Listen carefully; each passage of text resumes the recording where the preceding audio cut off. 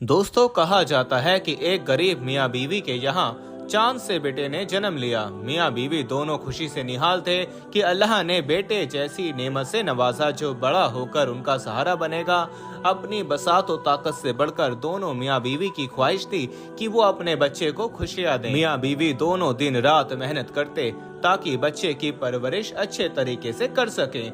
बाप जहाँ मजदूरी करता था, वहीं माँ भी घर घर जाकर झाड़ू पोछा करती, लोगों के बर्तन धोती, ताकि बेटे को दुनिया की हर आसाइश मुहैया हो। मगर किस्मत को कुछ और ही मंजूर था और कुदरत का लिखा भला कौन मिटा सकता है। अभी उनके बेटे की उम्र 3 साल ही हुई थी कि बाप दुनिया से चल बसा। अब सारी जिम्मेदारी अकेले माँ पर आ गई। खानदान वालों ने कई बार औरत से बोला, दूसरा निकाह कर लो, कब तक सब कुछ अकेले बर्दाश्त करती रहोगी। मगर वो हर बार ये कहकर टाल देती, वो अकेली थोड़ी है, उसका बेटा है ना उसके साथ। इसलिए हर बार माँ की ममता आड़े आ जाती और वो दिल ही दिल में सोचती, दूसरा निकाह करूंगी तो हो सकता है वो बंदा मेरे बच्चे को कबूल ना करे और मेरा बच्चा दर दर की ठोकरें ना खाए। इससे बेहतर है कि मैं मेहनत मजदूरी करके अपने बच्चे के साथ रहूं, ताकि मेरे बच्चे का मुस्तकबिल रोशन हो। शौहर के गुजर जाने के बाद उसे दुगनी मेहनत करनी पड़ती थी।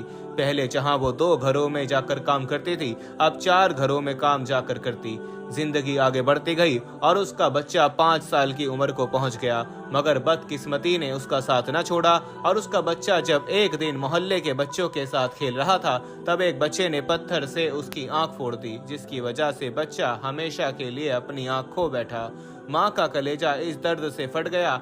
वो हर डॉक्टर के पास बच्चे को लेकर गई ताकि मेरे बच्चे की आंख लौट आए, मगर हर तरफ से मायूसी का सामना हुआ। दिन रात अपने बच्चे के मुतालिक सोचकर रोती रहती कि ये बड़े होकर एक आंख खो जाने पर अपनी हकीकी खुशियों से महरूम न रह जाए, कहीं ये जिंदगी की दौड़ में एक आंख खो जाने की वजह से पीछे न रह जाए। ये सोच सोच कर हलकान होती और दिन रात रोती। तब किसी डॉक्टर के साथ मशवरे पर उसे मालूम हुआ कि अगर कोई अपनी आंख इस बच्चे को दे दे तो बच्चे की खोई हुई आंख वापस लाई जा सकती है। औरत ने दिल में सोचा, भला हम गरीबों को कौन आंख देगा, क्यों ना मैं खुद ही अपने बच्चे को आंख दे दूं। उसने डॉक्टर को अपने इरादे के मुतालिक आगाह किया, मगर अब जो मसला दरपेश था वो था इलाज और ऑपरेशन का खर्चा। बेचारी औरत ने लोगों से उधार लिया, अपने मोहल्ले से दूर जाकर सड़कों चौराहों पर भीख मांगी। जहां काम करती थी वहां से एडवांस तनख्वाह ली और आखिरकार पैसा जमा करके बच्चे का ऑपरेशन करवाकर अपनी आंख अपने बच्चे को दे दी। ऑपरेशन होने के बावजूद बेचारी औरत ने मेहनत न छोड़ी और बीमारी की हालत में भी मजदूरी करती। मगर अब एक आंख न होने की वजह से लोगों ने उसे काम देना बंद कर दिया, क्योंकि वो अब झाड़ू पोछा ठीक तरह से नहीं कर पाती थी। उधर जिन लोगों से उधार लिया हुआ था वो भी हर वक्त सर खाते कि कब वापस करोगी। आखिरकार औरत ने गली मोहल्लों से उजरत पर कूड़ा करकट उठाना शुरू कर दिया और रोजी रोटी चलाने लगी। बच्चा भी वक्त के साथ बड़ा हो रहा था। उसे अच्छे स्कूल में दाखिल करवाया और खूब मेहनत करके कर्जा भी उतारा। मगर बच्चा जब भी स्कूल से घर वापस आता तो माँ को जली कटी सुनाने लगता। सब बोलते हैं तेरी माँ काणी है, उसकी एक आंख है, तभी तो वो सड़कों और मोहल्लों से कूड़ा उठाती है, क्योंकि घर में उसे कोई एक आंख ना होने की वजह से काम देने पर राजी नहीं। औरत ने मुस्कुराकर अपने बच्चे को जवाब दिया, बेटा मेहनत में अजमत है और मेरी आंखें तो तू है, तू दिल छोटा मत कर, बस दिल लगाकर पढ़ाई कर। जब कल तू बड़ा अफसर बन जाएगा तो ये तमाम लोग तेरे पीछे होंगे। मगर कम अकल लड़का माँ की बात को ना समझता और दिल दिल में कुटता रहता। वक्त गुजरता गया और लड़के ने तालीम मुकम्मल कर ली। माँ की मेहनत और दुआ से बड़ा ऑफिसर भी बन गया और पसंद की शादी भी कर ली। बीवी के आने के बाद घर के माहौल में तनाव बढ़ गया, क्योंकि उसकी बीवी उसकी माँ के साथ रहने को तैयार न थी।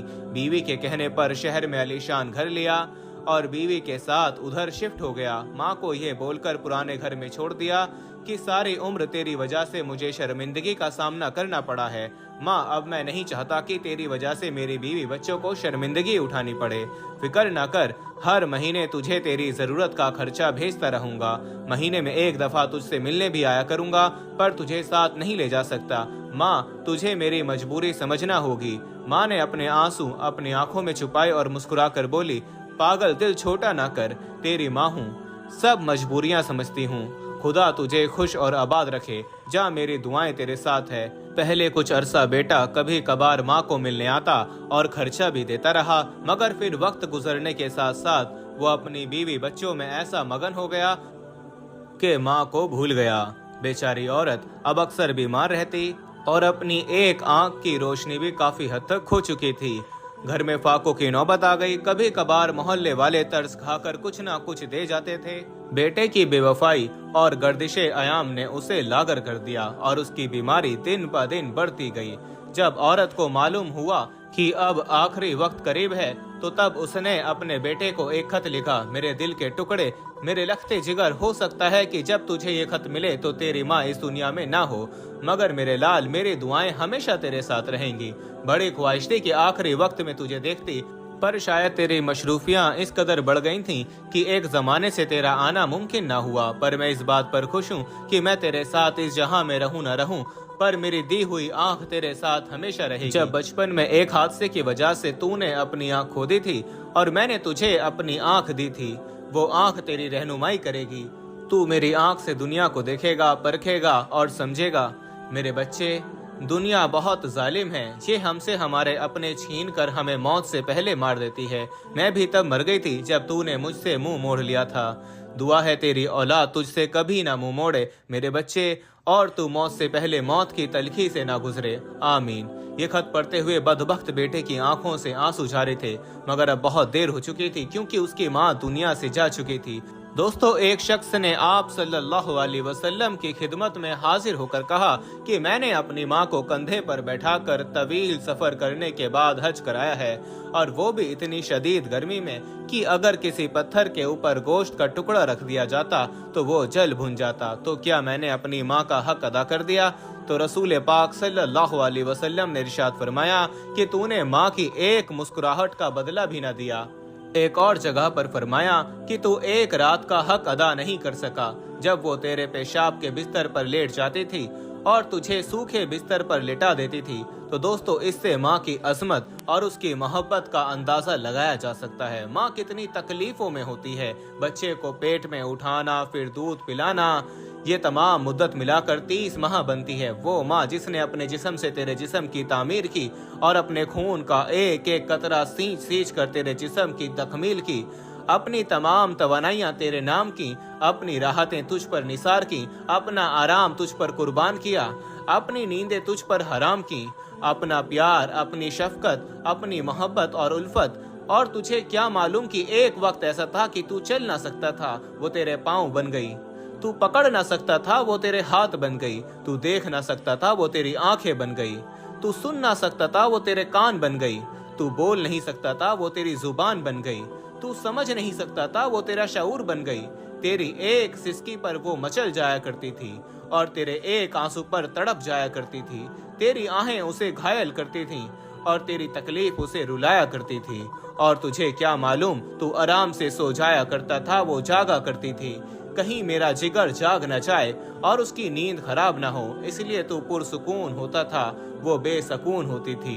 दोस्तों, माँ शफकत, खलूस, बेलौस मोहब्बत और कुर्बानियों का दूसरा नाम है। माँ दुनिया का वो प्यारा लफ्ज है जिसको सोचते ही एक मोहब्बत, ठंडक, प्यार और सुकून का एहसास होता है। चिलचिलाती धूप में उसका दस्ते शफकत सजरे सायादार की तरह साएबान बनकर औलाद को सुकून का एहसास दिलाता है। उसकी गर्म गोश्त सर्दी का एहसास नहीं होने देती।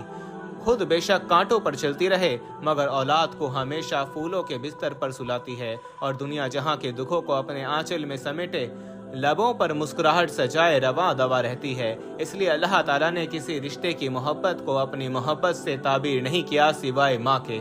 जबकि हम देखते हैं कि हमारे आसपास माँ के रिश्ते के साथ साथ किस कदर दूसरे खूबसूरत रिश्ते हैं जिनके बिना जिंदगी का तसव्वुर भी नामुमकिन है। बाप, भाई, शौहर, बेटा, इन सब रिश्तों के होने के बावजूद मेरे रब ने फरमाया, मैं अपने बंदे से 70 माओं से ज्यादा प्यार करता हूँ। क्योंकि रब जानता है दुनिया में अगर कोई मोहब्बत तेर पा है तो वो माँ की मोहब्बत है, जबकि बाकी तमाम मोहब्बतें जवाल पसीर हैं। वालिदैन की मोहब्बत औलाद से होना एक फितरी अमल है जो बिना किसी लालच और गर्ज के हमेशा कायम रहती है। जबकि हम देखते हैं औलाद की मोहब्बत अपने वालिदैन की तरफ दुनिया की राहतारियों में खोकर कम हो जाती है।